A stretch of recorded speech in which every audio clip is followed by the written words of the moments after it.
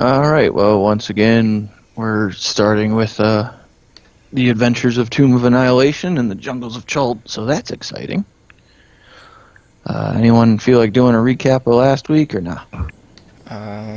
Last week we continued to wander through the woods and fought some stuff. Some pretty creepy shit. Some like zombie ghost ghoul thingamajiggers. And then we made it where we see now, which, according to the map, we believe to be Camp Vengeance. That pretty much sums up last week. Fought some shit, went downstream, ended up at this place. Yeah. Which none of you know what it is at the moment.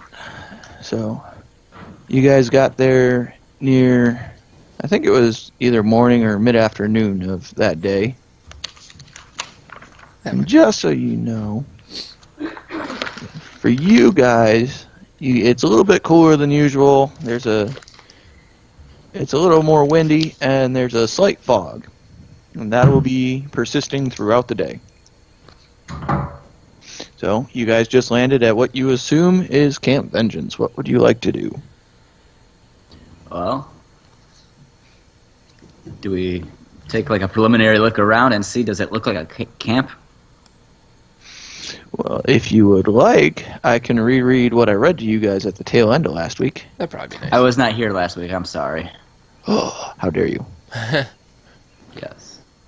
Alright, so, as you guys pulled up to this camp, you come upon an abandoned riverside camp strewn with wreckage. The tents are moldy and tattered, and all the permanent structures appear to have been burned to the ground.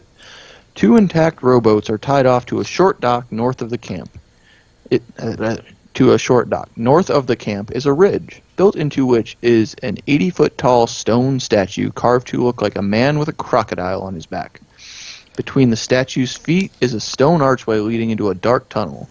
To the left of the statue is a crude animal pen with a small, panicked bird running around inside it.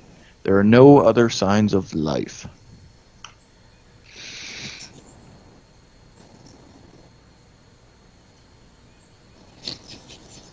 Okay then.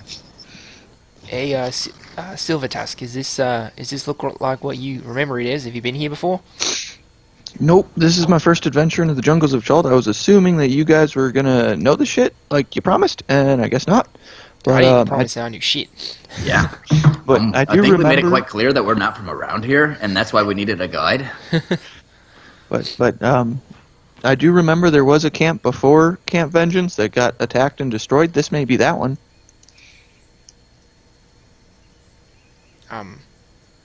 A camp before, you mean one that you would have encountered before getting to Camp Vengeance? A camp that was built before Camp Vengeance and built upstream of Camp Vengeance. So yes. So you're saying we may not be there yet? No, but I mean, it's never gonna hurt to take a look around. Before we look around, boys, give me a minute here. Actually, give me 10 of them. I would like to, as a ritual, cast Detect Magic. All While right. he's doing that, I would like to use my Paladin sense to see if I can detect any good or evil around. Yeah. All right. Give me a moment. And Paladin. Fuck, I can't speak. It comes as like a scent if it's within 60 feet of me. Okay. It registers on its senses like a foul odor. Yeah. 30 Like when foot Cloggy aura. farts when he's keeping watch. Because he thinks we're all asleep. Yep, so that's about right for your aura, correct? It's 30 foot for detect magic. That's a great question. Sensing of good and evil. Within your immediate area, you do not. Let's see here. Anything that is inherently evil? No, not at the moment. Really? And we are with Kaiser still. Asshole and evil aren't exactly the same thing. Okay. Well, I forget what his alignment is. His alignment is without. Where's that at?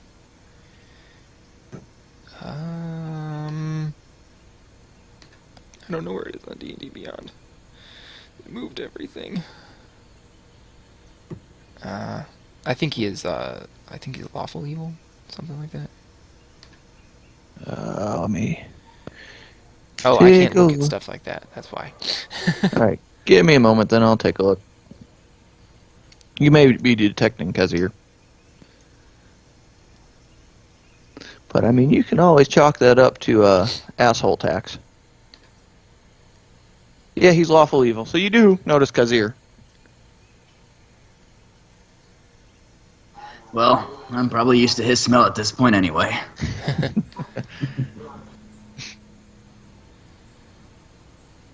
All right. Okay, so I'll spend 10 minutes walking around the camp, walking around the destroyed part of the camp at least, without entering the statue, trying to detect magic, and if I can, if it's not too taxing on the concentration, try to figure out how long ago this camp was destroyed. See if there's like any, if it's like recently or if it's really long ago. Okay. Well, then just make a constitution check for me to see if you can maintain concentration while trying to think about when this camp was destroyed. Okay. I guess I wouldn't have advantage on this because I didn't take damage. But that is a natural 20. So it's a 23. Okay. With that being said, you, based off of the decay, mold, mildew, and rot of this place, it's been about 2 to 3 months. It's hard to gauge exactly because the weather has an effect, but it's definitely about, on average, 2.5 months for this area. Okay. Did I let's- detect any magic while going around the camp? Let's see here. Oh, wrong mouse. Down around here, you pinged on something. Okay. And again, up around here.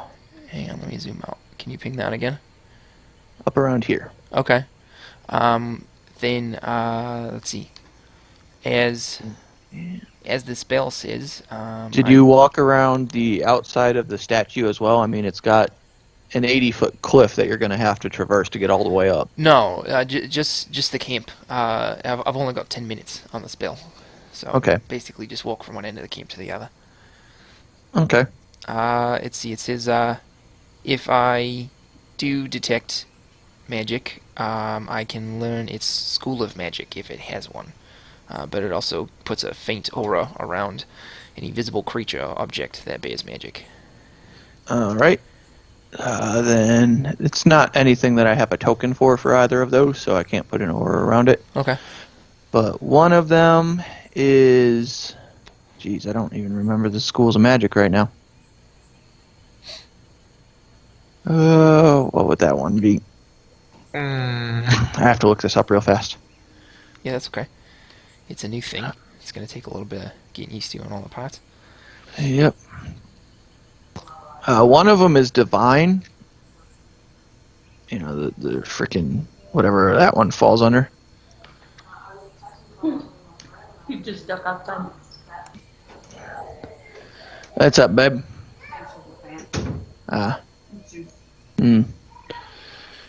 Oh, where the hell does it even say the types of magic? They're abjuration, conjuration, divination, enchantment, evocation, illusion, necromancy, and transmutation. One's enchantment, one's divination. Interesting. That doesn't sound very malicious. Divination is the one down here by 3, and enchantment's the one up there by 5. We cannot see the numbers. Oh. But it's alright. The one in the north is the enchantment, and the one in the south is divination. Correct. Alright. Well, I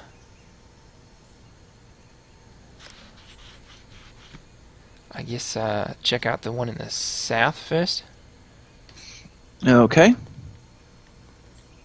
So See- that would be that one down there. Yeah, see if I can find what it is.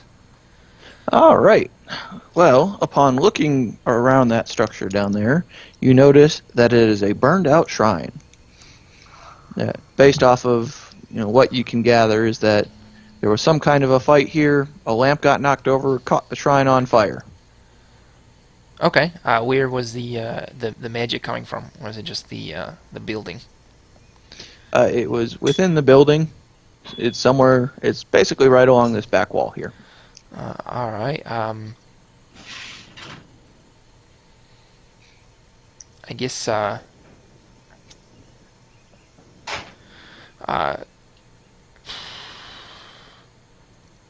Shit, man.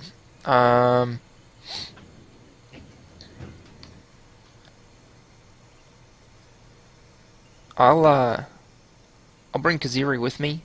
We'll both look around in there, and Kaziri has the ability to send messages to people, so he's gonna come down with me, All right. and we're gonna investigate the building. All right. Roll for me. Investigation. Yep. You guys gonna be helping each other, or is Yeah, one of he's- you guys doing it independent? He's just gonna lend the help action to me. All right. Then do it with advantage. All right, it's 26. 26. Okay. Easily enough, you notice on the back wall that there is albeit charred over, there's a holy symbol hanging on a leather, basically, rope used to go around your neck from a peg on the back wall. It is a holy... Well, actually, make a freaking religion check for me if you recognize the symbol. All right. Jesus. Oh yeah, that's a 1. So 6.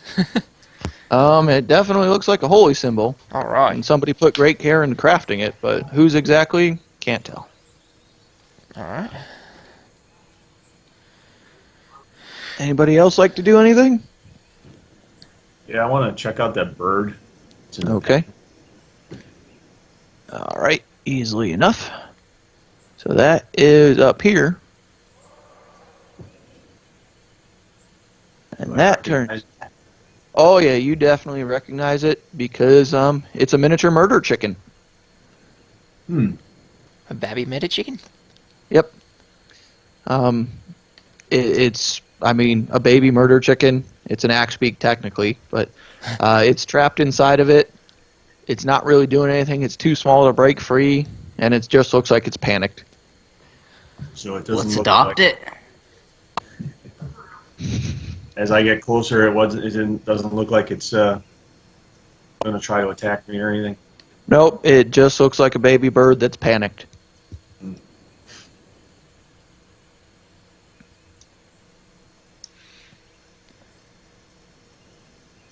Anything you guys would like to do with said bird or no? Give it some food to try to calm it down. Okay. Make an animal handling check for me. Oh no. The good with animals? Not horrible. But that's a bad roll, so 5. Luckily, it's stupid and young and naive, so after a little while, it calms down enough, and seeing that you guys aren't trying to harass it, comes over and starts eating the food. That's a good murder death chicken.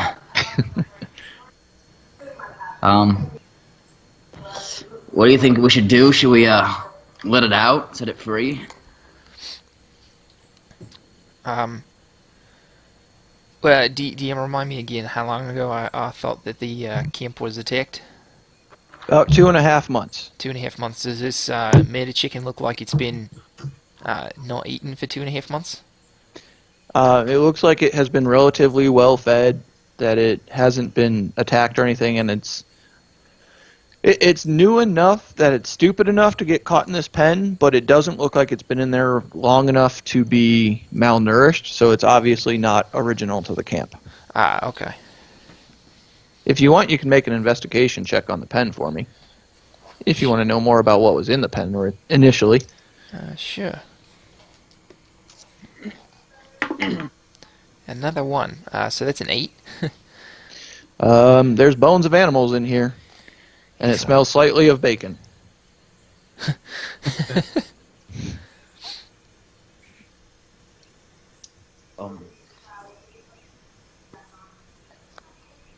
Now, was it Silver Tusk who mentioned the camp that got ruined before? Yep. So, what's your first name? So, Andrew, how long ago was that camp destroyed that you were talking about? If memory serves correctly, it was about 2.5 months ago to be exact, and there were some survivors, and they fled downstream and made a second camp, which is, I believe, the one you're looking for, because on my map it showed both. There it is. Can Kaziri and I find the magic that was given off the enchantment aura up here? So yeah, you can. I mean, it's gonna be fun. So you notice that those two buildings that you are standing in front of are latrines. Oh boy. They still smell like latrines. That's kind of a dead giveaway. Yeah. You want to make an investigation check for them on me with advantage? Yeah. Alright, it's I feel like we should be calling in Cloggy for this mission. This seems right up his wheelhouse. his name's Cloggy Storm Drain, not Cloggy Crap Drain. Shit, why can't I do math? 23. All right. Between your assistance from Kazir and your detect magic leaving the faint aura, you notice that down in the bottom of one of these latrines, there is a Templar, one of the Order of the Gauntlet, who is in this latrine. He has with him a warhammer that is giving off this faint aura, and regrettably, he looks emaciated from severe dehydration. Wait, he's alive? He's dead. Ah. He's got that whole skeletal mummification thing going on from dehydration. Oh gosh, he's a desiccated corpse. Yep. Maybe if you add some water to him, he'll sponge back to life. I don't think a paladin should really be encouraging necromancy. It's more shrink-a-dinky than necromancy. I don't know a spell called Water the Dead. Well, Kaziri's pretty small, so why don't we send him down the hole, tie a rope around this body if we can, pull it up for I mean, his story started off in a toilet. It's only fitting. That's very true. And since he's been stricken with a bit of a cold and isn't speaking much, let's do that. How about somebody that's stronger than me come over here and help out with this? Well, being strong's about the only thing I do good, so I'll help you out. Perfect. Okay, it's about a 10-foot drop, so I mean, if he falls, it's going to be, what, that's 1d8 damage per 10 foot? I don't remember. Well, we can tie the rope around him and lower him in there. Yeah. Alright, I've well, got 50 feet of rope. alright, go for it. If you guys want to tie a rope and try and lower him safely, you're going to need to make a strength check for me. I think I'm a stout 236, so I'll tie the rope around my waist and have him just kind of rappel himself down. Yeah, can we have who's making the strength check? Whoever wants to be the anchor to the rope, and then whoever's assisting gives advantage. Okay. Yep, it's 1d6 per 10 foot. Sounds like that's your roll, Grumble. Yeah, I've got a low center of gravity. So what's the it's Constitution or Strength? Strength. Strength. Okay, that With is advantage. a 17. Yeah. Okay, yeah, you definitely managed to drop Kaziri into the bottom of this pit without incident. So, what is Kaziri going to do while down there? He's That's a gonna. good question. Send a message back up to us what he sees, I guess. Well, he could probably just say it. I guess it's 10 feet. Not as cool that way though. Okay. While Kaziri's down there, he's going to grab the warhammer and see if there's anything else that he can see without having to dig through too much refuse. Okay, Too well, much. luckily, Just wanted to dig through some. luckily it was pretty dried out, so this corpse is sitting, other than his boots, relatively on top of the pile of shit. So, if you want to try and root him out, he's got scale mail on him that in the pit you can't get a real good beat on. The Warhammer that's emanating a magic symbol, and pouch with him. The pouch in the hand, probably. And try to haul it out of there. Yeah, we could tie him to the rope and see if I can pull him up. Worst case scenario, I fall in onto a corpse. Yeah, let's do that. Yeah, Kaziri's gonna take the rope off of him and put it on the corpse. All right, then he's going to need to make a... what would be a good one for that? Let's go with a survival check for tying up a corpse that may or may not fall apart, depending on how well he does. Survival? Yeah. Oh, boy. And Cloggy, get behind me and grab my hips. I'm going to need some help on this one. A 9. How about if I just grab onto the rope to help you? I guess that'll work too, but it's a little less fun. Okay. Well, luckily, because it's dead and doesn't struggle at all and is pretty light, he gets about 90% of the corpse tied up properly, but, I mean, you lose both legs from about the shin down. That's okay. His boots were stuck anyway. Yep. And then a strength check to pull him back up. Yep, and Cloggy's helping me out on this one. Go for it. That is a 16 plus 4, 20 adjusted. You bring up this emaciated corpse without incident. Nice. Well, now that we can see his mail a little better, anything of note on that, or is just plate mail? Now that you've gotten him up to the top, you guys make note of the fact... Oh, wait, I scrolled too far. That he's a Dwarven Templar. He's clutching a piece of paper. The scale mail that he's wearing, because from falling into the pit and sitting down there and run off, is pretty much ruined. The Warhammer that... Well, I can't say anything about the Warhammer because you're still in the pit with it. Oh, the hammer's still down there? Yeah, Kazir, you guys had him pick it up, so... Alright, untie the rope and throw it back down, I guess, for him. But it is a dwarf. You make note of that for sure. And you may or may not have a gut feeling about this Grundle. Alright. Yeah, do I, I feel like I might recognize the dwarf, or... Possibly. Something about his armor. Okay, I'll roll. It was an 11. What am I adding to that? It would be... Let me take a look. Either your investigation or your history, whichever one's better. They're both a 0, so it is an 11. Well, you recognize a dwarf, but because he's kind of desiccated, you're not exactly sure if he's a dwarf you recognize just yet. Now, Benning has spent a lot of time with me. If I have like a vague feeling about him, do I think that he might recognize him? You can try, but odds are, we'll see. Okay. Benning, there's something about this guy that's just seems familiar with me. I'm not sure if it's before your time, but does he look familiar to you? What do I need to roll to see if I recognize him? History? If you want to try and root through the corpse to get more information from him and then make a decision, it would be investigation. If you want to base it off of your history and time with Grundle, then it would be a history check. Can I do one then the other? I mean, you can. Okay, well, let's just go from the visual first then for the history check. That's going to be a 19. You do not recognize him from anything that Grundle has told you.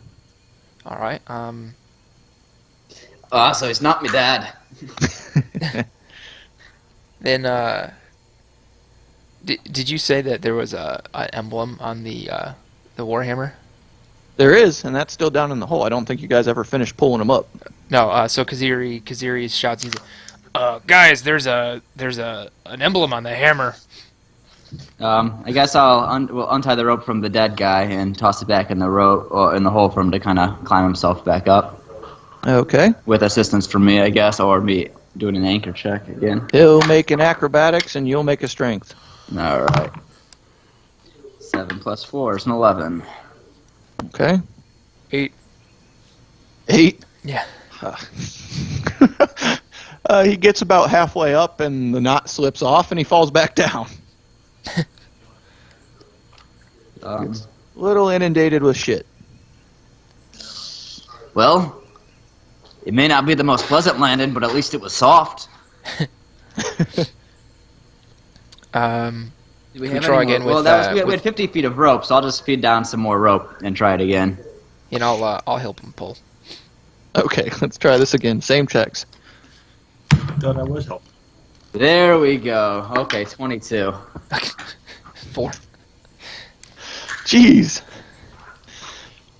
All right. Well, luckily, the rate at which you guys pull him up exceeds the rate at which the knot slips out, so he makes it to the top right as the knot gives out again.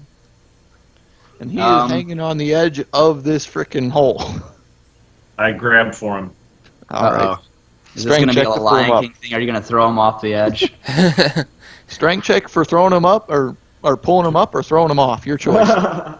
I think I can pull him up with a 22. Oh yeah, you just you basically do that thing you do with small children: grab him by the scruff of the neck with one arm, pick him up, look at him like he's retarded, and then drop him on the ground. So he's made it up with the warhammer. Well, what's so special about this thing? Well, You recognize the symbol? Who's gonna look at it to try and recognize the symbol? Well, I feel like as a paladin, I'll recognize it for any religious connotations. I've got a pretty good history knowledge. And then maybe have Andrew also check it out to see if it has anything to do with Torm. All right. Well, we'll have you guys do the history and religion check on it first. Or whoever's doing a religion for any holy symbols, and history for if you notice the maker's mark. Religion was a nat 20 plus 2. So Religion was? Yeah. History was a 13. That's better. Okay. Cloggy, you don't recognize the maker's mark on it. But the history, and luckily it was Grundle making the history check for it, because he notices what both of the symbols on it mean.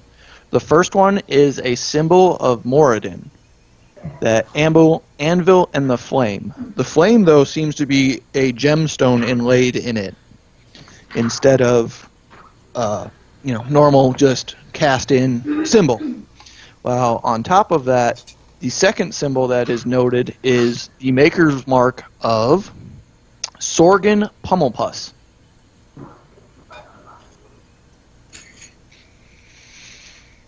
Did you say Pummelpuss, or did you mean to say Pummelpumice? Or Pummelpumice. Sorry, I'm moving around. So the maker's mark of your father and the symbol of your deity.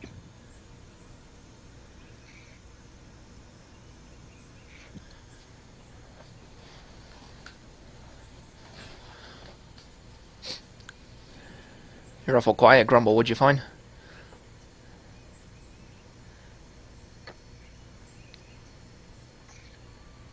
I think he just died of a heart attack.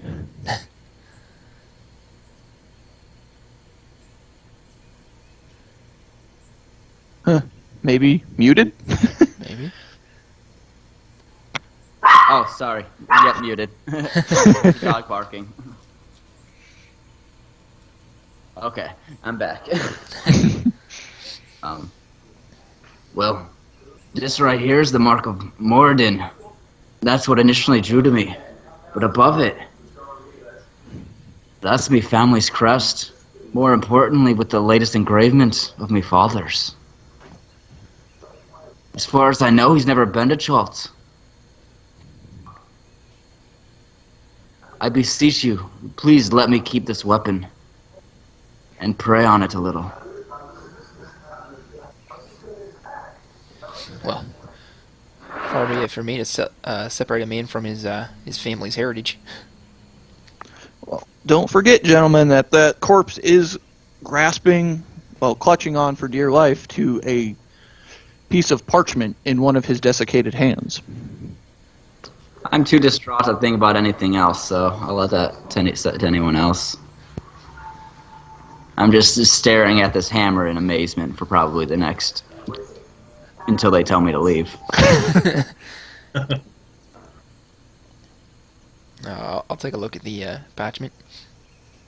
Okay. You want to make an investigation check for me?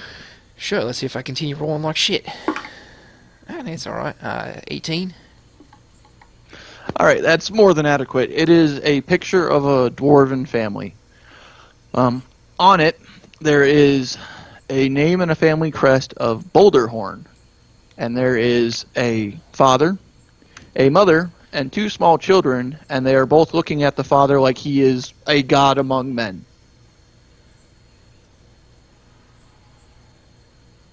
You also notice that the art on it is done in a very, very stylized manner. Interesting. Grumble, do you recognize his family at all? A good question. Do I? That would be a history check with advantage. Let's see. That'd be a 16 plus 0. 16. Actually, you do. You recognize the name Boulderhorn, and this actually happens to be from your rememberings from your youth when your father was crafting things of Theckham. Theckham was the father of this family. He had 2 small children that were your friends, and shortly before the orc attack, he had requested a special warhammer because he had this mission that he was going on to an unknown land for unknown reasons. Huh. My father made this hammer. That explains it. Well, at least you know now your dad didn't die twice. That would be bad.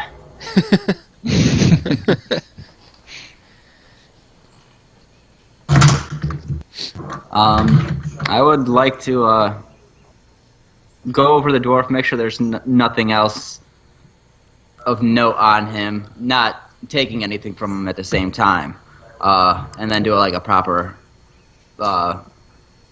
either a burial if you know we have time, or just burning him if we're kind of like on the quicks.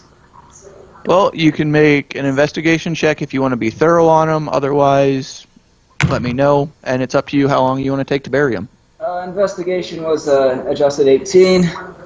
Okay. The only other thing you find on him is a pouch that contains 5 assorted gemstones worth 10 gold piece each. I'm going to make sure Kaziri does not see that, and I'm going to leave it on his person. All right. Is Kaziri going to try and see what's on this guy, or no? Kaziri would have already looked when they were down in the pit. Yeah. Yeah, so he made note of the gemstone pouch in the pit. So I mean, if he wants to take it, I'm not going to stop him from taking it from a dead person, but I'm certainly not going to take it. No, I think Kaziri would have recognized that there was a potential relation here with a party member and would not have taken the gems in an effort to, maintain proper, inter-party relationships. Fair enough. It's only 50 gold. All right. I feel like it's not. I feel like burying's probably the best option with how often it rains. I don't want to have a half pyre going up and then getting rained. I don't have a half burnt guy to deal with. All right. Are you gonna all work together to bury him, or is Grundle doing it by himself? I'll lend a hand. Okay. 16's the roll. Oh yeah. You guys definitely dig a hole in quick succession because, well, it's coastal here. It's by the river. The soil is semi-moist. I mean, it takes a little more effort because it's heavy, but you get your hole dug within about an hour and a half. All right. You guys doing anything with this picture or no? Picture. Yeah, there's the piece of parchment. It had a picture of the family on it. Oh, that's right. I mean, I just know of the kids. I guess I'll flip it over to see if there's anything written on back. Nope, there's nothing written on the back. It was just one of those mementos that a soldier carried with him going off to war. I'll put it on his chest and put his hands over his heart, holding the picture there when we bury him. Okay. How close are you guys standing while you're burying him? I'll be standing right over him because I'd be planning on saying a prayer afterwards. I'd be right there assuming watching the it was- proceedings. How close? I don't know, 10 Within a feet couple maybe. feet, yeah, I suppose. All right. Give me 1 second. I gotta check something. All right. I don't like the way you said it. Actually, I'll give you one more chance to save your guys' ass. So, do you want to make Corey for me, or Benning, I should say, while you were about to hand over the picture, you want to make one last Arcana check for me? Sure. That's a Jesse 20. Oh, you got really fucking lucky then. So, right as you start handing over the picture, you notice that in the stylizing of the drawing, there's magical symbols. Like Thank God glyphs? for retcon. Yeah, like glyphs. Well, I guess you are our most magical guy, so. Take a look. Do I at least recognize the glyphs as part of any spell that I know of? Not a spell you personally know, but one you know of, yes. As in, like, glyph of warding? No, it's more of the glyphs make up a completed spell. They don't produce a protection effect. If you want to make another Arcana check to, dig into your memory and Yeah. see if you recognize the full incantation. Sure. Now, does Kaziri know things? Do we have any other magic folk that could assist? Not arcane casters. No, okay.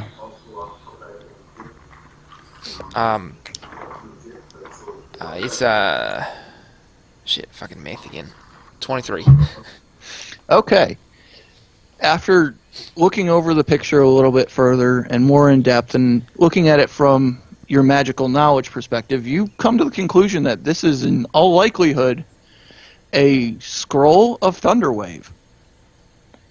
That he had the picture stylized in a sense so it would be less likely to get stolen, but also as a last-ditch effort in case things went sideways and he needed a quick escape. He could use his family's, image to get out.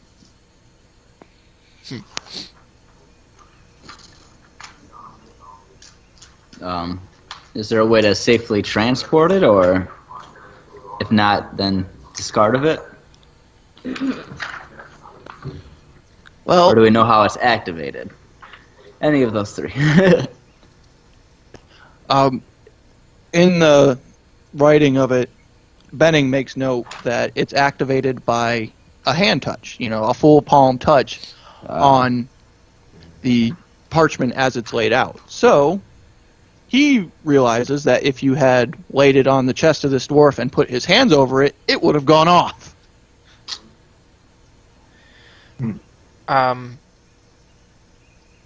Yeah, well, that was probably pretty helpful. Does it seem like it's like a first level fireball, thunderwave spell? I mean, sorry.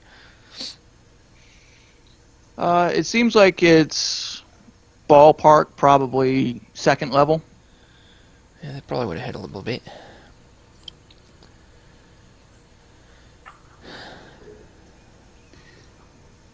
Okay. Well, all right. So obviously, I'm not opposed to really burying a man with his keepsakes, but You can put in his. this is a higher level spell scroll. It may be more beneficial to us as the living Well, to keep it. Do you think it's is it just his palm that activates it, or can we do it? I think it could be any of us. Okay, then. That's fine by me. Um, If he was trying to blow me up, I'm okay with taking it. I've got my morals, but apparently he doesn't. However, I do think that potentially one of our sort of frontliners, between Grumble, you or Cloggy, could probably benefit the most from holding on to this. It being a Scroll of Thunderwave, it's I'm not sure if you guys know about it, but it's a very focused blast emanating from the caster. So those of you who regularly get surrounded by shit probably do well to use that one. Well, my hammer can make some nice little thunder blasts, so Cloggy, it's all yours if you'd be wanting it. Sure. I take the parchment and I roll it up and put it in my bag. All right. Let me get back and you a scroll of Thunderwave here real fast. And then I'll just start throwing the loose dirt back over the grave. All right. So within about the next half hour, 45 minutes, you guys definitely get them buried.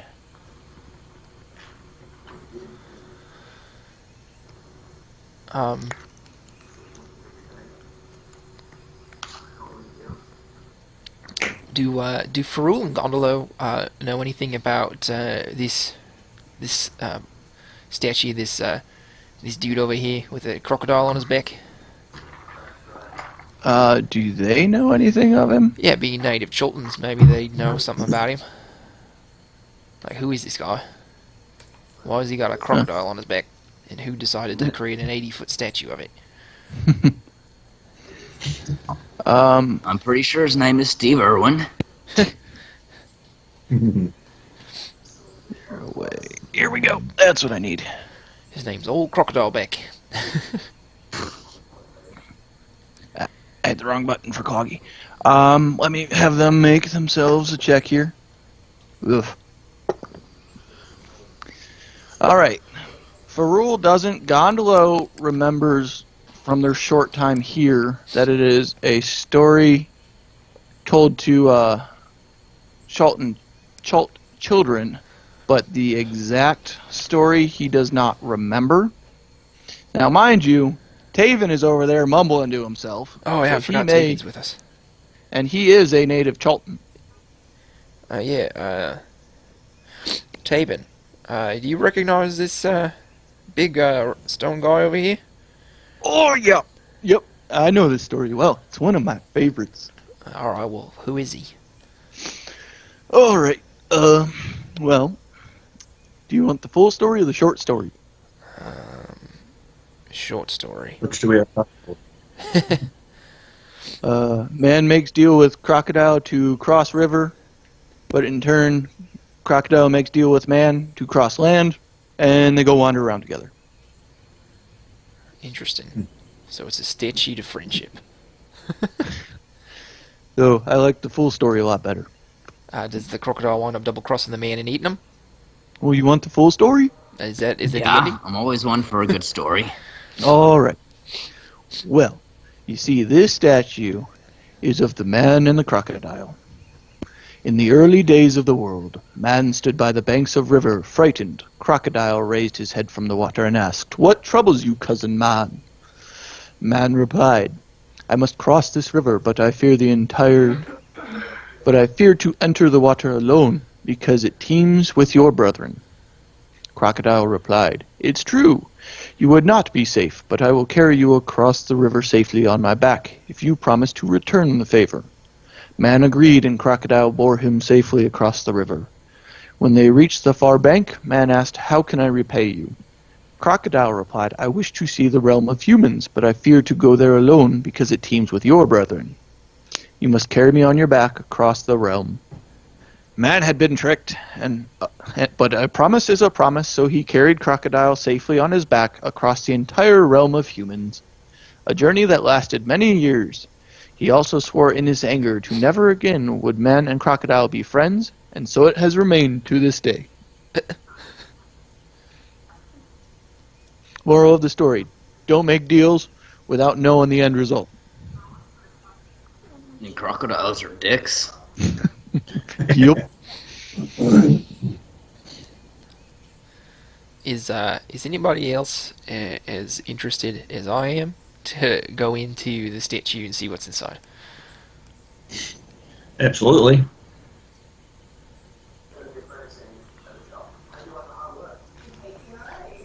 Alright. So make your moves. How high up is it to get like up the statue? You said it was carved into the cliff, right? Yep.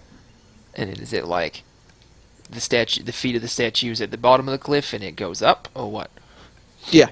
Okay. It's basically a 10-foot a 10-foot platform up. That's what the stairs are for, and then it just goes up from there. Okay. Once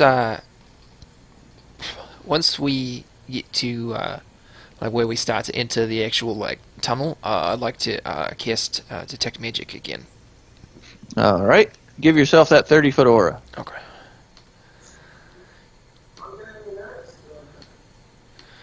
Got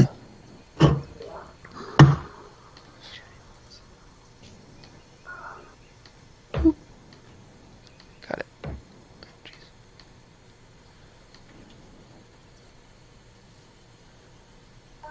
Jeez. I'm assuming this is where it's the chamber starts. Does the statue have the normal amount of toes? I've learned that's an important detail that turns out to not be an important detail. Yes, it has a normal amount of toes. In your immediate detect magic range, you don't notice anything. All right.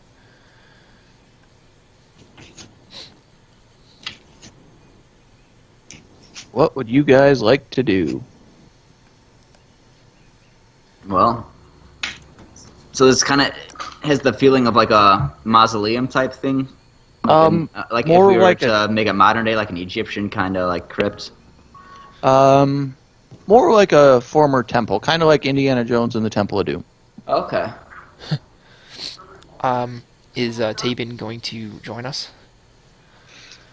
All of them are going to join you because none of them want to be left outside. Good.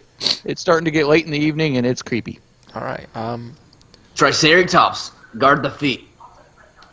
Except for Rule, he'll stay outside because the jungle's scaring the crap out of, or the temple's scaring the crap out of him. All right, Ferrul can stay with our Triceratops, and hopefully neither of them get eaten by each other. All right. So what are you guys doing? You're at the entrance to the temple.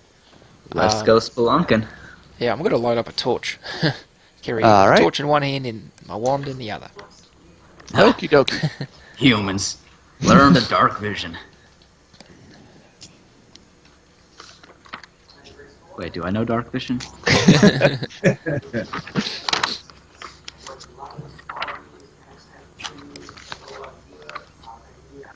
Yes, okay. I think Cloggy and I are the only ones that don't have it. And probably Ferrul and Gondolo, but yeah. Fuck those guys. Gondolo does, Rule doesn't. Which one was staying out? Rule, Okay. Let's see.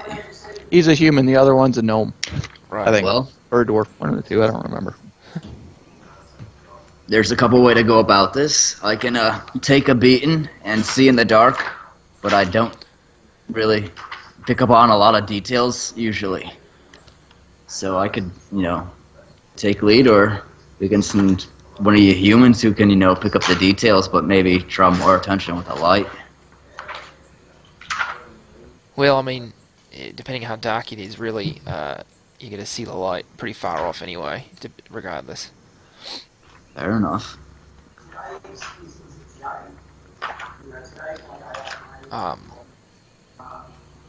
Although I wouldn't really mind not being the person to walk in front, at least not by myself.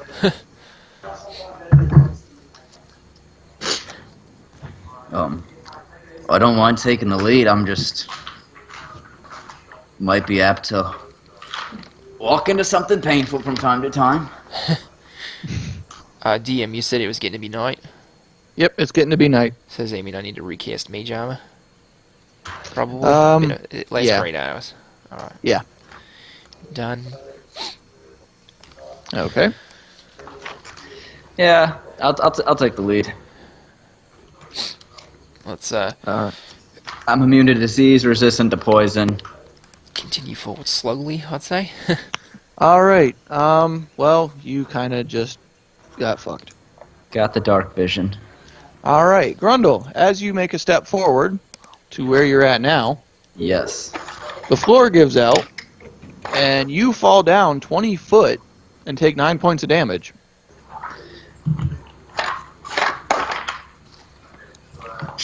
Did not see that one coming.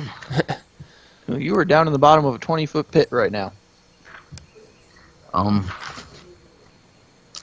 Right.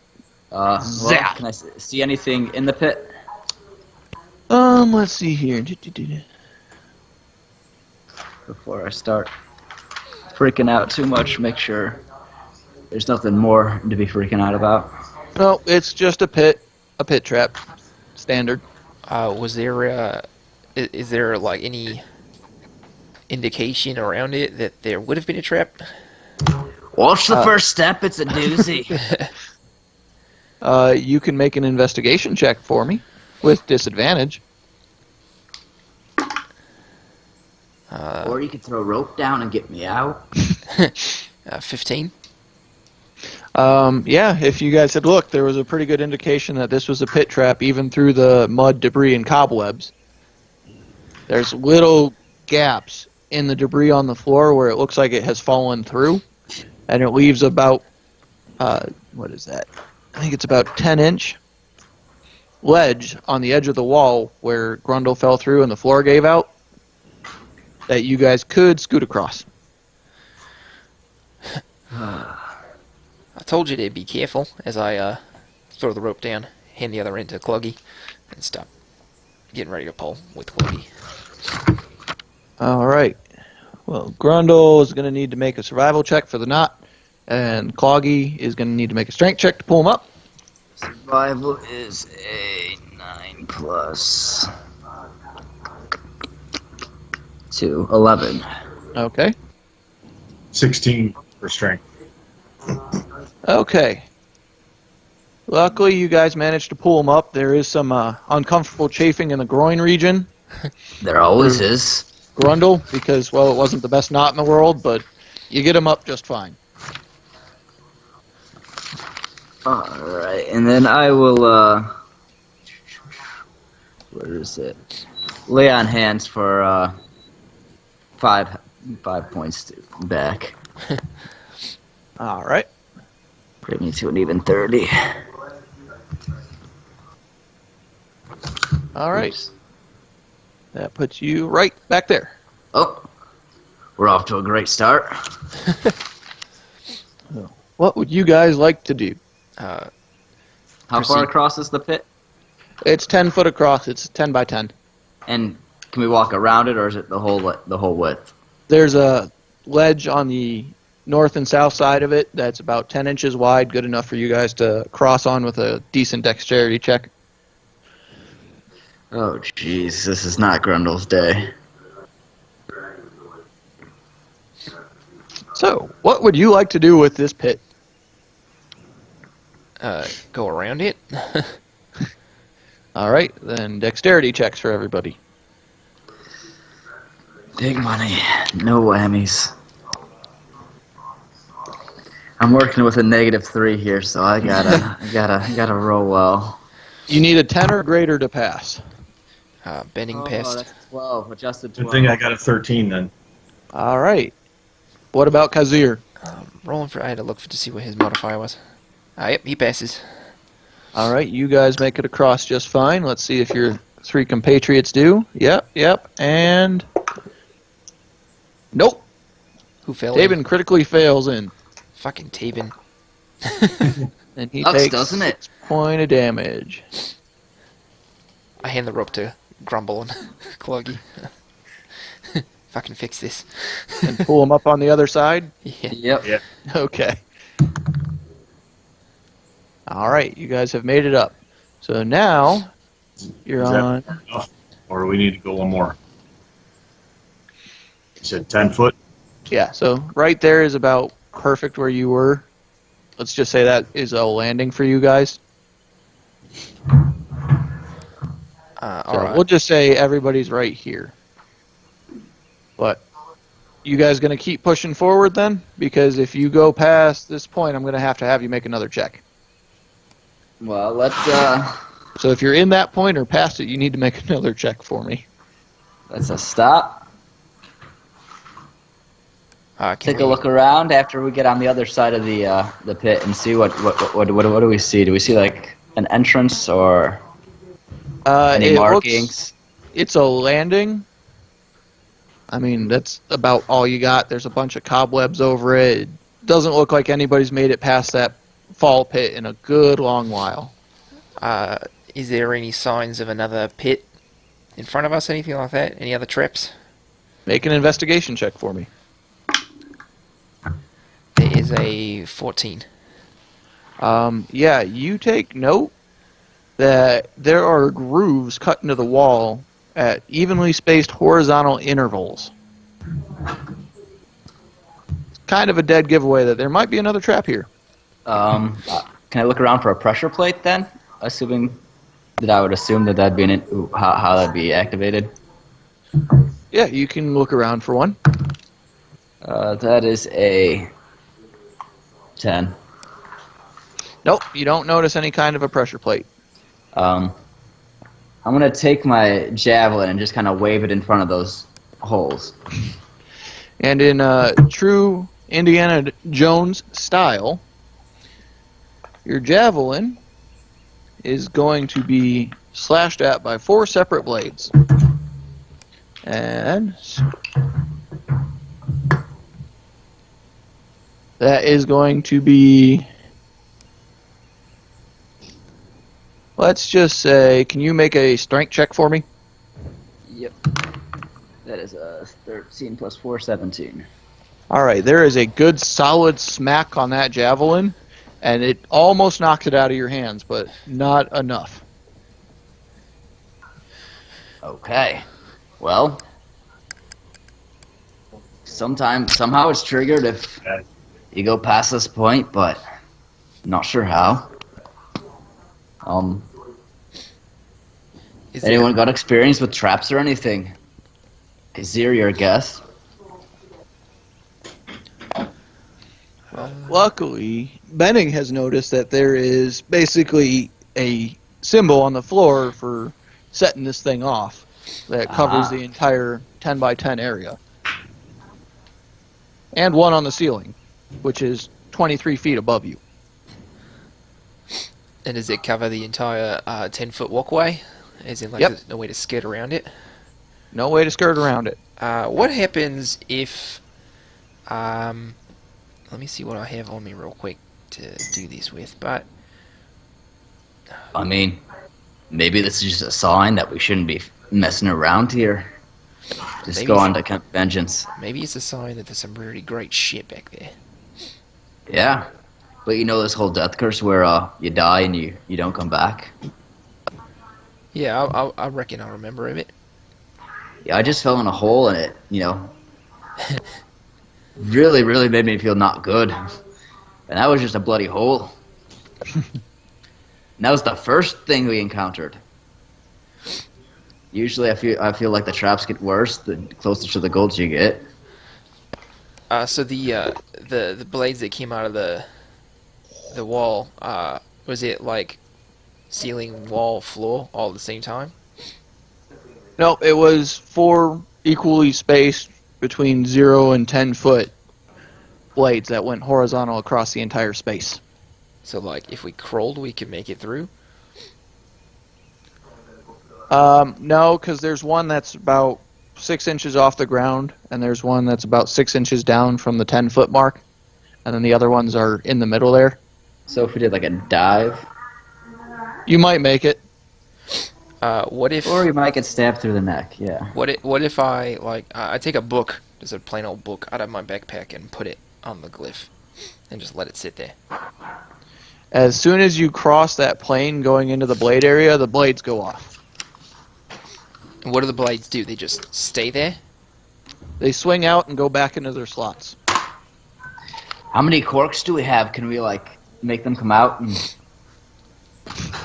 or make them? Do we have anything really hard? Do you know any spells that can make a stone there that they come out and smack stone and break? I mean, just the earthen grasp. Can you mend the stone to make them close? Make the holes close? I can't know. Well, I'm out of ideas. Cloggy, can you clog them? How did you say that the... So, okay. I'm a little confused on what this fucking looks like. So, there is a glyph on the floor and one on the ceiling right in front of us. Yep. The blades come out over the glyph when the plane between the glyphs is broken? Yep. And how big is the glyph? It covers the entire 10 by 10 area. So it's 10 feet deep, basically. Basically the glyph on the ceiling is 10 feet in diameter. The one that's carved into the floor is 10 foot in diameter. It covers the entire space. Can I use my stone cunning to see if there's any way to kind of sabotage the holes that the swords are coming through? Yeah, go right ahead. What would that be? Is a history intelligence check. Go for it. With advantage. The first one was 12. The second one is an upper check. 15 adjusted to 15. So, turns out that sometimes simplicity is the best option, and you have a moment of inspiration and realize if you jam something into all these slots, the blades can't come out.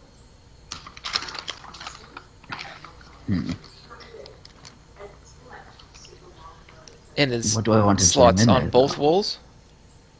Yep. And how high up do the slots... I have another question. How high up do the slots go on this 20-foot wall? They go up to about the 10-foot mark. So actually it's like 9.5 foot. And there's 4 per wall. So we don't really need to do 3 of them, probably. On each. No one's really 10 feet tall. What if I was to cast web up at the ceiling, guys, and cover the upper glyph so that it can't... That way the blades can't knock out what's affecting the glyph on the bottom, and the blades will only get activated that one time. You can see if it works. Yeah, might as So well. I don't got 6 things to shove into a hole. And I think it'd be pretty difficult to shove them into the holes without breaking the field of the glyph anyway. Seems pretty sensitive to me. It was a fucking book.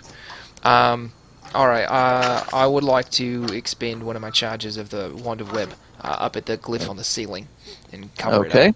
Because it can cover a 20-foot cube area. 20-foot cube. So this would actually... What are you anchoring it to? Just the walls. So it'll be up in the ceiling. Web's layer. So it basically... I can just go... kind of all over the ceiling. Sort of. Okay. Because they only go to a depth of 4 feet. Yeah. Go for it. Make right. a attack for me. Wait, you want me to make an attack for it? Yeah, just to see how well you can hit this glyph. Okay. With my spell attack modifier, I'm guessing? Yep. Alright. 13? Alright, that is more than enough to completely cover this upper glyph, and the blades come out, and they fall back in. And then I'm going to put the book down again. On the bottom glyph and see what happens. Alright. And you put it down on the bottom glyph? Yeah. And nothing happens. Perfect. I still say we send one of the other people. No. I'll step through first, being a stupid paladin that I am. Let me make sure it's safe first. I've got the heaviest armor. Make your step forward, and absolutely nothing happens. Well, if my fat ass can make it through, I think we're safe.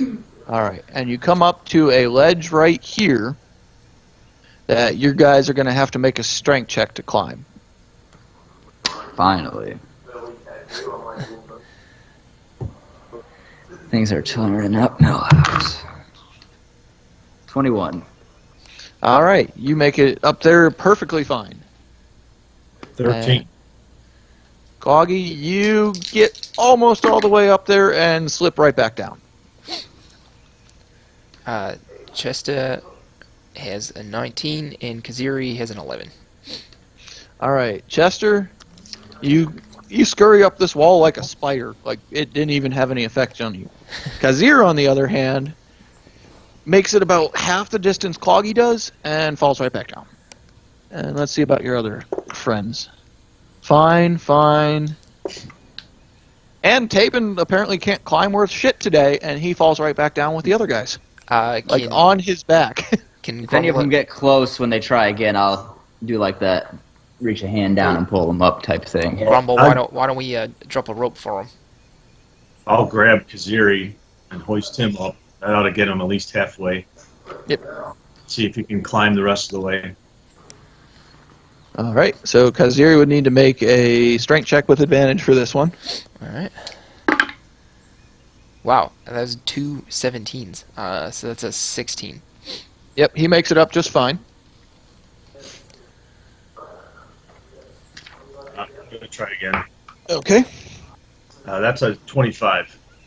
You basically run straight up this wall like it was, level terrain. Why didn't you just do that the first time? And Tabin just runs headfirst into the wall. I drop a rope for Tabin. Okay. And I hand one end to Grumble. Well, as soon as you hand him the rope, he basically just pulls himself right up. Okay. Like, he didn't even use the rope, he just put his other hand up there and pulled himself up. You strong people, you make no sense to me. Alright. So, you guys have made it to this next area. There is, at the end of this room, where you guys are at, another 7-foot ledge that seems to have a door. On the floor, there is a 4x4 pattern of squares, and there's just enough room for one person per square.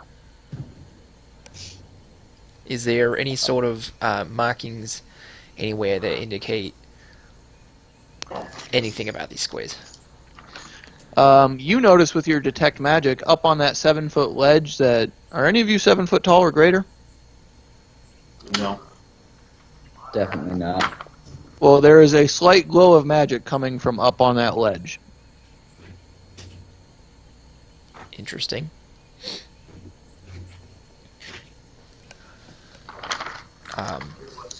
If I sit on Kaziri's shoulders, can I see it? You can certainly try. Need you to make a dexterity check for both of you. Well, an acrobatics for you and a dexterity for Kazir to get you up there. Okay. Acrobatics for me is 11, and a dexterity check for Kaziri is 17. Okay. You manage to make it on his shoulders just fine, and he manages to support you just fine. So you notice that up on that ledge, actually, yeah, you'd notice this anyways with your magic, there is a similar pattern to the floor up on this door, and there's a glowing square at the bottom right-hand corner. A glowing square in the bottom right-hand corner? Yep. So that would be the front right square, like kind of like where Grumble is? Yep. Is he standing on that square? Yep. And the door isn't open? Nope. Okay. Why don't we have Grumble, the square you're standing on, there's something special about it, so since this one isn't opening the door, let's get on the other 3 squares here. Alright, I'll take a step forward off that square. All right. As soon as you step off of that square, I need Benning to make a perception check for me. And I need you guys to make dexterity saving throws, whoever stepped off or onto this platform. That's a 9. Oh, fuck. And I have to make a dexterity, you say? Yep. Oh, that's a 7. Okay. 14. Well, Coggy, you managed to take notice of a massive plume of air that just starts blowing at you and dodge out of the way before fire jets shoot out of the wall and take only 11 damage. Yikes. But Grumble, because he was oblivious to the actions around him and unable to move because quick I was enough, listening to Benning, who told me to get off the square. takes 22 points of fire damage. Well, you've saved me twice, and you damn near killed me once. You're still up 1 in my book.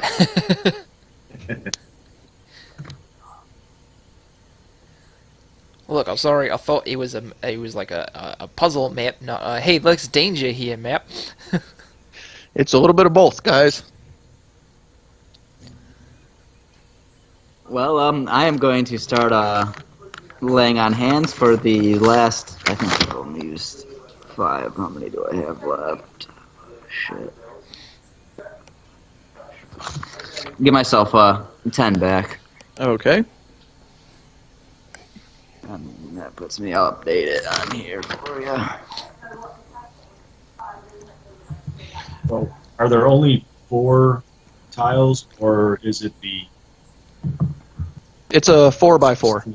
Okay. 4x4 grid, and Benning just barely missed the perception check to tell you where to step next.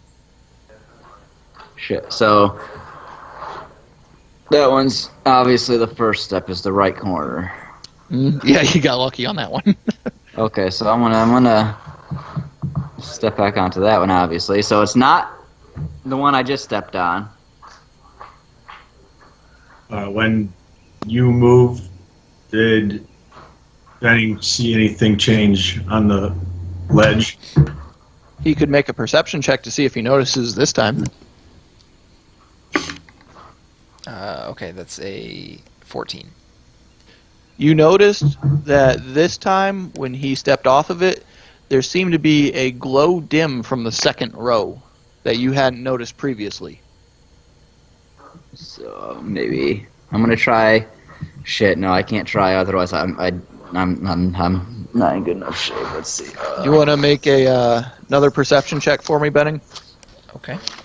What does it look like with us both standing where we are? All you guys see is this door, and you can't see the rows on it because it's 7 foot above your head. No, I mean, I'm asking Benning, what do you see now with us standing here where we are? A faint glow from the second row. My second perception check was a 9, Mike. You still notice there's a faint glow, but you can't make it out on that second row. So basically,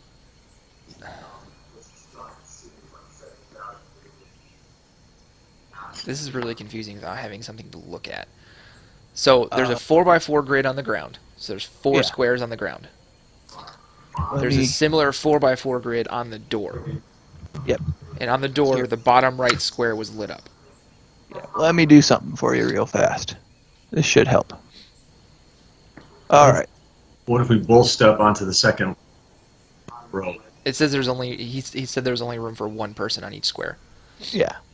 So right now, I didn't say both of us step on the same one. I said both of us go to the second row. here's what I'll do. So right now I drew that blue box, right? You see that to the south there? Or is it blocked for you? It's blocked. We can't see anything that's outside of the Let me. Yeah, I'm gonna cast Cure Wounds on myself while we're doing this also. All right. Let me make a change so you can see it then. Yeah, gliding. Sight. Give me up to. All right. You see that now? yeah. All right. That's the one that you see glowing right now with Grumble on it. And Cloggy's in the first row also, but it hasn't triggered anything. And in this second row here, there is a faint glow, but you haven't been able to perceive it yet. So my question is, if someone's not 7 feet tall, how is a party expected to be able to do this if I'm looking right at the thing and I can't make out what thing is lit?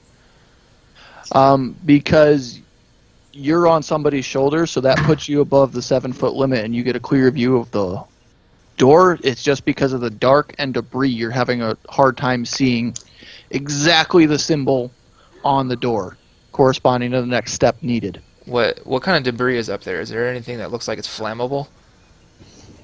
Yeah, it's like cobwebs. I cast Firebolt at the flammable cobwebs to see if I can light up the door better. Oh yeah, they lit up completely. You have now like perfect view of this door. So, you happen to notice that the next step you need to go to is square number 1. So that would be... Where's my mouse? That would be this one?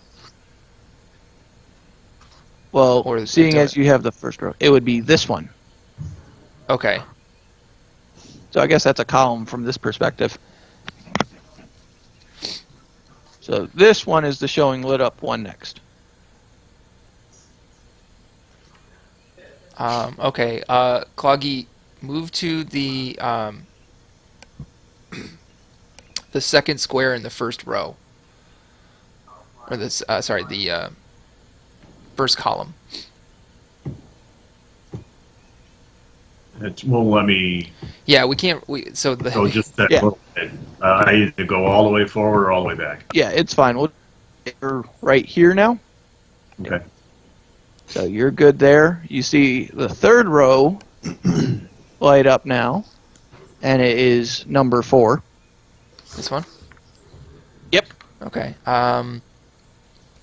Tabin, go stand 2 squares ahead of Grumble. Grumble, make sure he doesn't go too far ahead. He just wanders forward to right there, and that square is covered now. And the last one you see is number 3. This one here. Yep. Okay.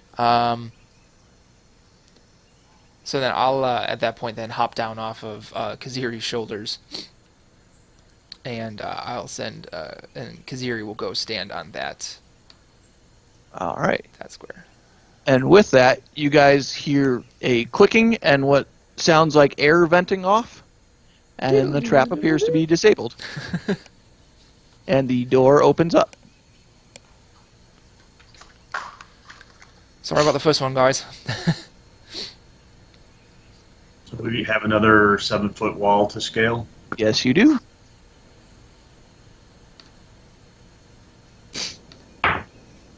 Ouch. That's only a 7 for me. Yeah, you seem to have lost your dynamic abilities to climb walls and make it halfway and slide right on back down. 15.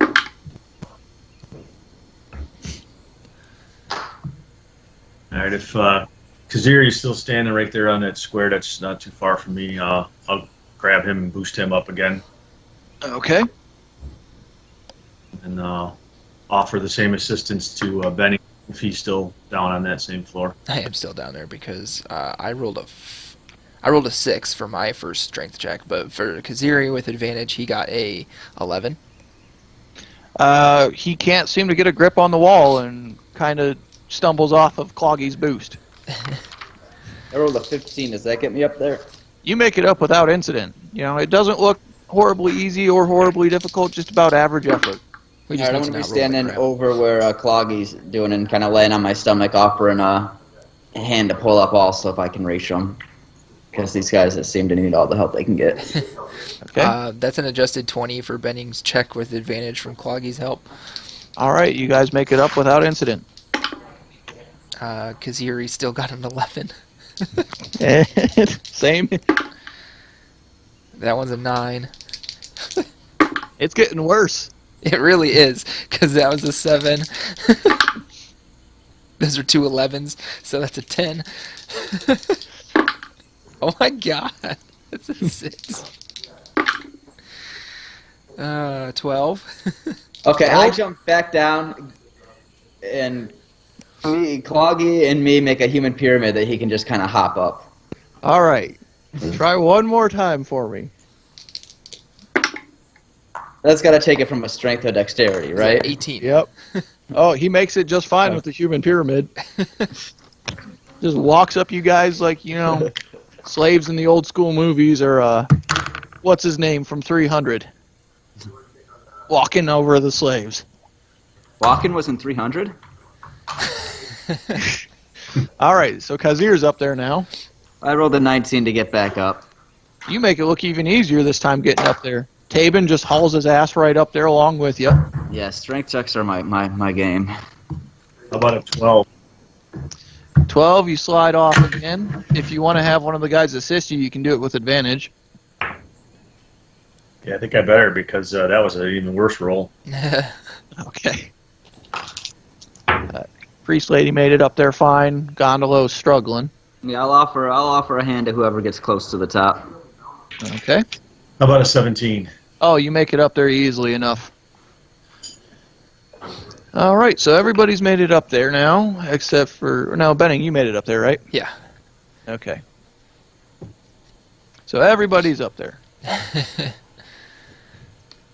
So luckily, with you guys messing with that trap and the door and hitting all the 4 symbols, you disabled the door's trap and it opened up for you. And you're starting to detect something in this next room in front of you, Benning. But on the other side of this door, the floor is dusty. 40-foot high, 20-foot wide chamber is littered with dinosaur bones. Webs stretched from the walls to a 30-foot tall center pillar, coiled around which a narrow stone staircase. Its steps covered with dust, carved into the pillar are reliefs of a man carrying a crocodile. The reliefs follow the stairs to the top of the pillar, on which sits a large, beautiful ceramic jug.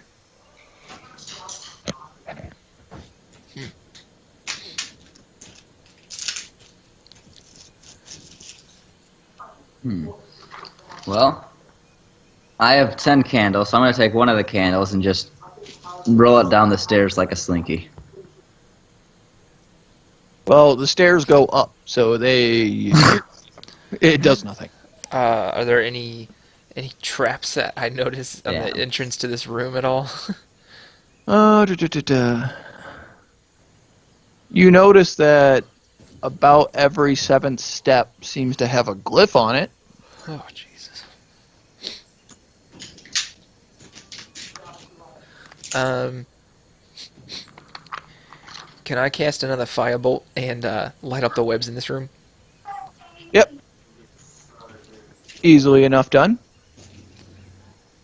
Does it make it easier to see for everyone in there? Oh yeah, you have real good vision in this room now. So is there as far as the glyphs, is there they're just every once in a while so you can walk around them sort of thing? No, so when you look at the steps... you're talking about on the stairs. Yeah, on the stairs you make note that there's magical glyphs. Oh, okay. They spiral around the pillar, and they're 2 feet wide, and each step is 1 foot higher than the other. So, you kind of are going to struggle to make it to skip a step, but you could do it.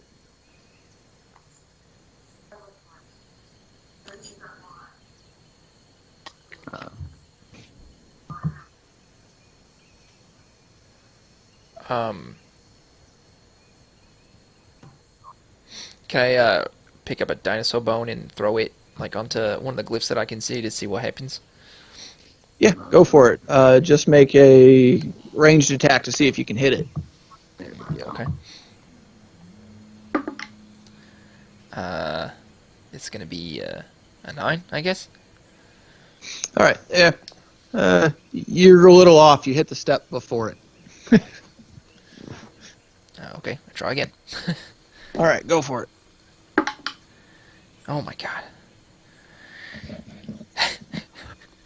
All those damn rolls for Kaziri. Took all the good rolls out of my dice. That's a 7. Nope, you down another step. Do I still have more dinosaur bones around me? The room is full of them. Alright. Oh, what the fuck? That's a 9. Oh, you're back to the step right below it. God damn it. Fuck it. This is like carnival games. This is fucking ridiculous. Anybody else want to try? Yeah, No, this is pretty fun to watch. How about a 22? You nail that glyph like it was nothing, and a giant freaking lightning bolt strikes that step. Yikes. Now, how wide are the steps? Could we jump them? They're 2 foot wide and they're a foot higher than each other, so it'd be a 10 foot or a 2 foot jump to skip the step. Oh, yeah. So My it's negative about 3 decks can handle that. it's about average to skip a step. Okay.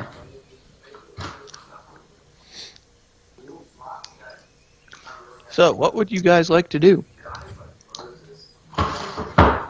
I mean, since we're not really, like, pressed for time, would it be possible to, like, just take 20 and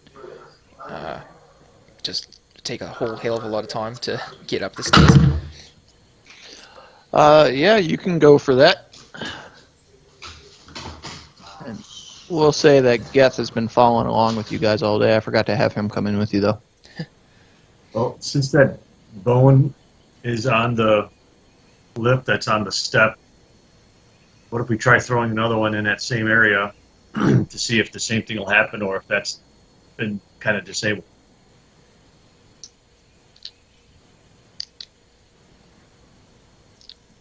Kind of like the book on the glyph for the blades.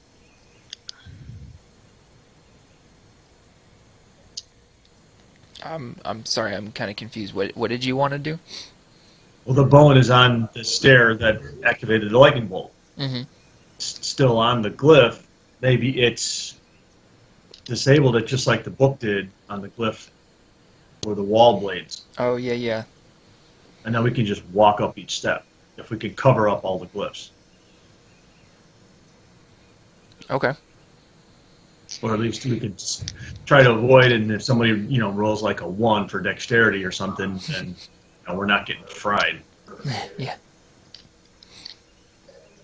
Or are we just, this whole taking 20 thing is just going to avoid all that anyway?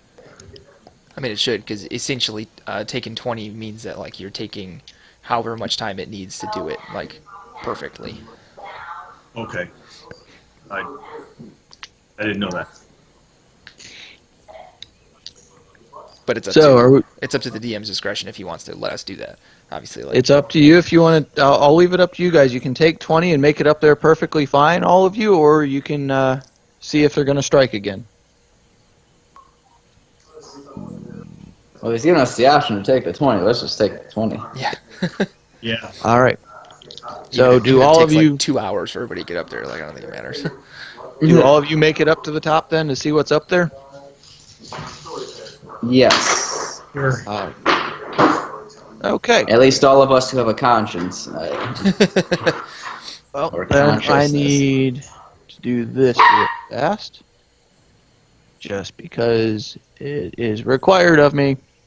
So you guys are all in the room now. Oh crap! I just need Geth.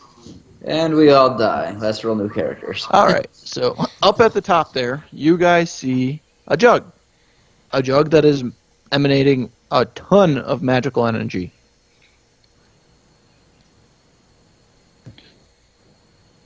What would you like to do?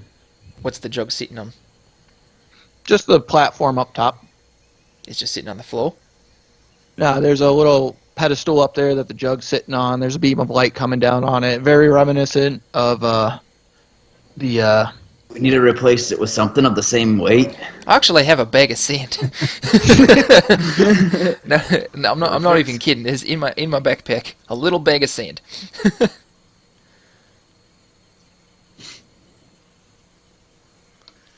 So, what would you like to do with said jug? Does it look like there is a pressure plate on the pedestal? Well, Oh, sorry, go ahead. if you want to do that, make an investigation check. 26. Emily, No. chill.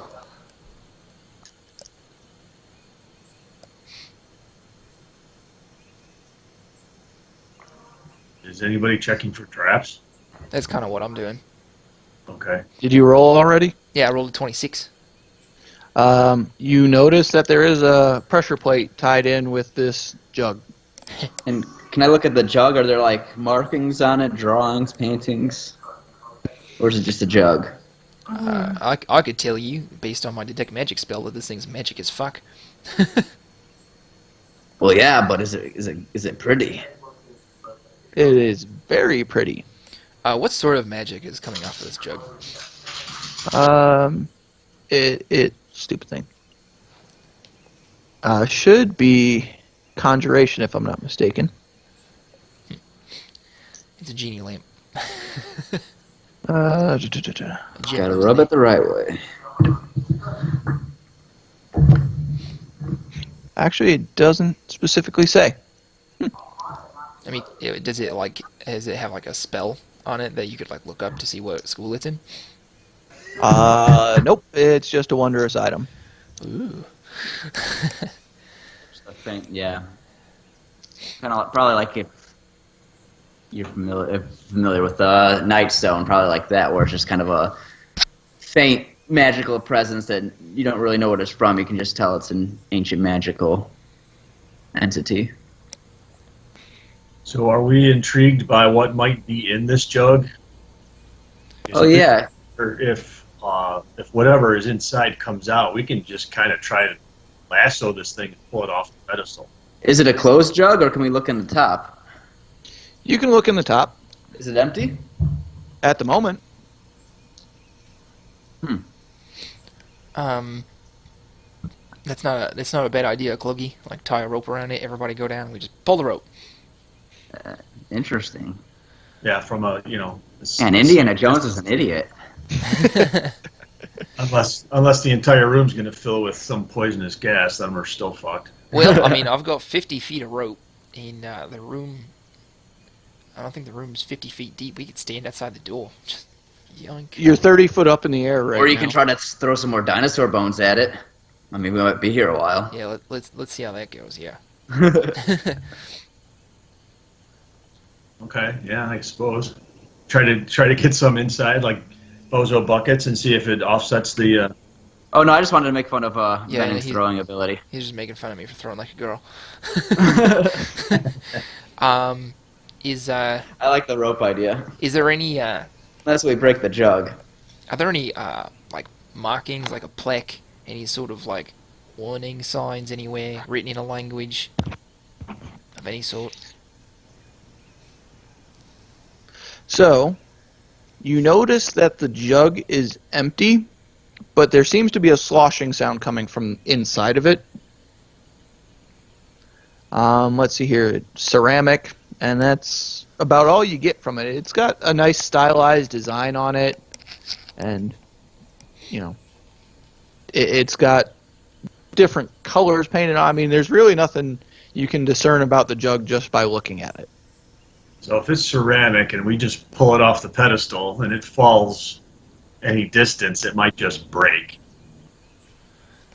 That's a good point. Is there anything we can throw a rope over to just kind of lift it off the pedestal, like a beam or something, to have it lifted straight up and do what the trip is? Yeah, about 10 foot above you, so at about the 40-foot mark of the room, there is a beam crossing across the width of the room. Before we get too deep into like using physics to move things for us, am I able to, while looking at the jug, following the trope here, try to figure out roughly how much it weighs? I'm pretty smart. Make an investigation check just so you get a good hard look at this jug. Motherfucker. 11. Well, luckily, it's a jug. It's based off of, kind of figuring that it's made out of ceramic, so some kind of a clay, and its average size. It looks like it's anywhere between about 10 and 15 pounds. Now, you said there was a light hitting the jug. Is that a natural light coming through the ceiling, or do I get like a holy presence out of it? It's not natural. It's more like a spell has been cast on some point above the ceiling to make sure that at least this jug stays illuminated. Okay.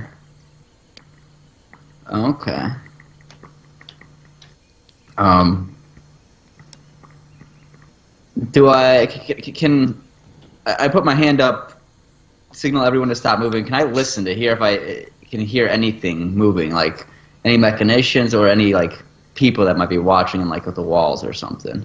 Yeah, you can go make a perception check. And that is a straight 17.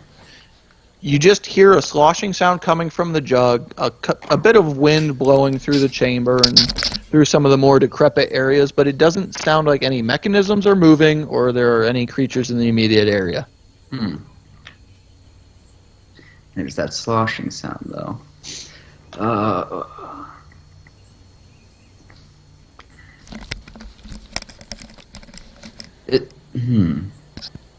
Is there any, like, gut feeling that this jug's giving us? Is it like giving us like the sloshing is a good thing or the sloshing is a bad thing? Like, do we just have no clue at this point? We're just bewildered. It seems like a benign jug. Okay. Damn. I mean, speaking out of character, out of game, there's a chance that this jug is the sort of thing that you can like have it create like water to drink and stuff like that. I mean, it definitely wouldn't be the first enchanted jug we found. Well, we got a couple choices. We can try to rig it or pick who's the fastest and just grab it and run. If we want it. Too bad we didn't do anything about the glyphs on the stairs. Oh, jumping downstairs is easier than jumping up. How high up are we? 30 30 feet? foot. And how much damage heading down is it? 3d6 if you jump straight off the pillar. So up to 24 damage. Yep. Or 18. Oh, yeah. Up to 18 damage. 18? I mean, I could take that. I'm sure I'd I'd look up and down and, well, I think I'd live. Can't say how fast I'd be walking off, but I think I'd live. The only problem is what sort of trap is going to get set off by grabbing this thing. Hopefully a feather fall.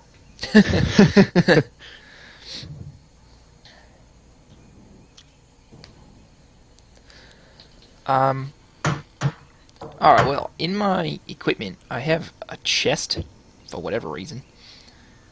Oh wait, but that weighs like 25 pounds. This pedestal it's on, is there any way that we could just, like, chop it and take it with us? And just leave it on the pedestal? I mean, you could try. Yeah, that's not gonna work. That's just me running out of ideas. I am almost at the point of...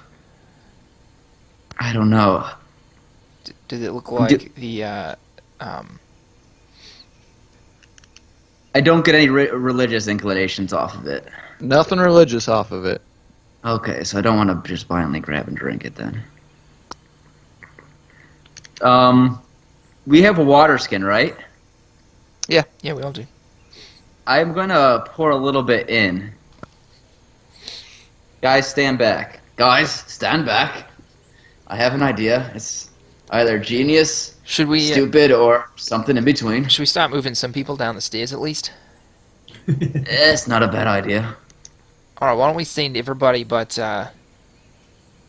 like maybe Cloggy, Grumble, and myself down and potentially out of the statue.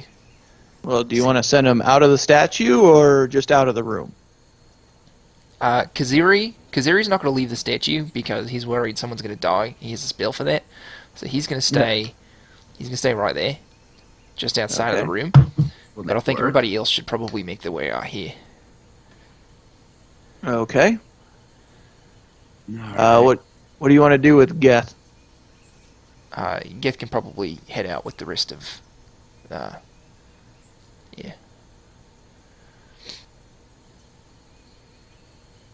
I mean, unless you guys can feel free to stop me, but I just kind of want to see what happens if we add some water into this jug.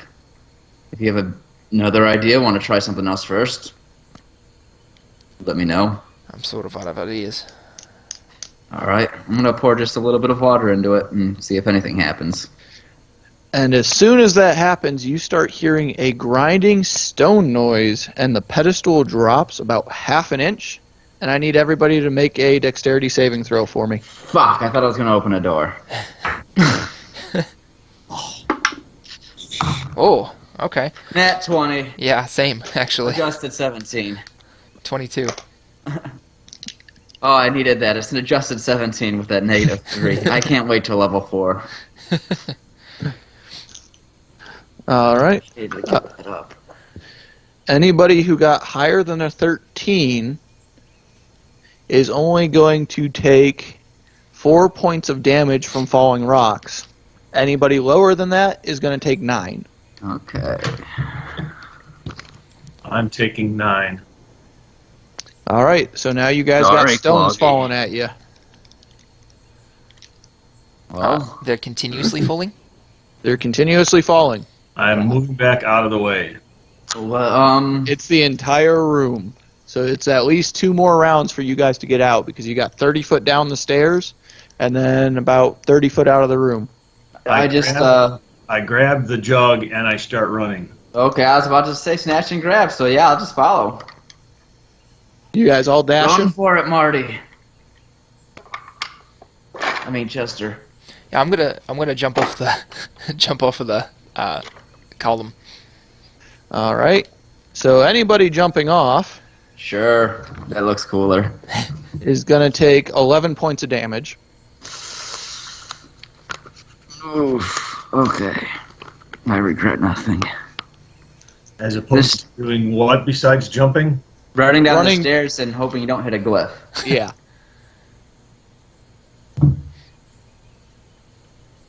Is anybody going to run down the stairs or is everybody jumping?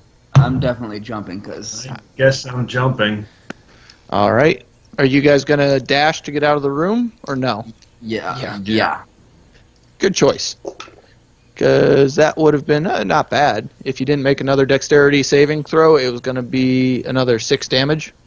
Okay. But dashing kept us from having to do that. Yeah, because you managed to run before the next round of rocks smashed you. Oh yeah, I'm just running until we get outside at this point, I assume. At least out of the Alright. room so that I can, so that we can carefully traverse that pit you fell in already, Grumble. Yeah, until we get to the 2 7-foot ledges. That's what I meant. Like till we get out of the stairway room, out of the collapsing. Well, you guys make it out of this room just fine after taking your damage. You guys just want to take 20 on the stairs? Or on all the steps and traps since you know they're there now? Yes. How much is the jumping going to cost us? 11? Yeah, 11. yeah. Jesus. Yeah. I think this is a good place to make camp again. So, do we want to stop there? I mean, that's a pretty decent place to stop you.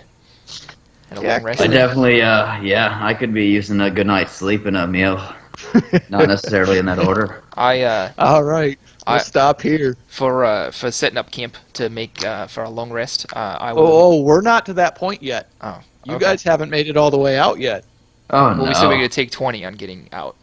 Getting out, but that just means you're on the other side of the traps where your 4 teammates are at. Nobody's completely out yet and taking a good look. Well, okay. Okay. Then let's go out and take a good look. Because if anything, Yeah, I'd like to end on that cliffhanger, if anything. You're right. All right. So you guys step outside, and this is gonna be fun. Oh no, with not to ruin anything, but You I'm guys- not feeling very healthy. You guys see Ferrul's dead corpse, Oh no. and that. What is that? Are those boars? Fours, yeah. They're goblin-sized creatures, all wearing wooden masks, with one that is dressed slightly different, standing in the front here. I cast Fireball. I'm kidding. I don't even have that spell yet. Fuck. Yeah, that's a good place to stop. But off to the side, there is a puddle of blood and a dead Ferrul. We didn't need him anyway. No, those guys sucked. Is our Triceratops still alive? Yeah, the Triceratops was left alone. The Oh, yeah, I two guess rowboats kinda what that I were saw. there got cut loose. And so you guys are surrounded by what appears to be jungle goblins. So we're boatless. Yep. Do I speak Goblin? Oh, no, you're not. Yeah, Death has a folding boat. yeah. I do not. I don't speak Goblin. Neither do I I. And speak I don't even know if deep Chalk speech. Goblins speak the same. Are they speaking at all?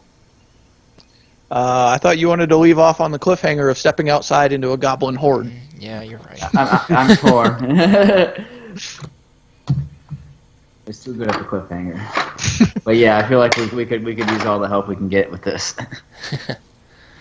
So 3 against 30 is not a good you good got odds. 6.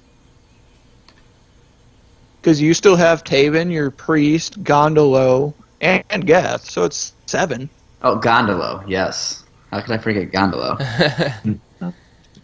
He should be crying over his dead half brother or whatever he is. Well, they all just kind of paused at the door and were like, "Oh fuck," and didn't want to move out once they saw it. And you guys came running up from the Yeah, trap, so yeah. This is record scratch. true Indiana Jones style. So there's a plane coming. Thank God. So yeah, that's where we'll leave off for next week of Goblin Horde, and you guys just ran into Dead Ferrul. Oh,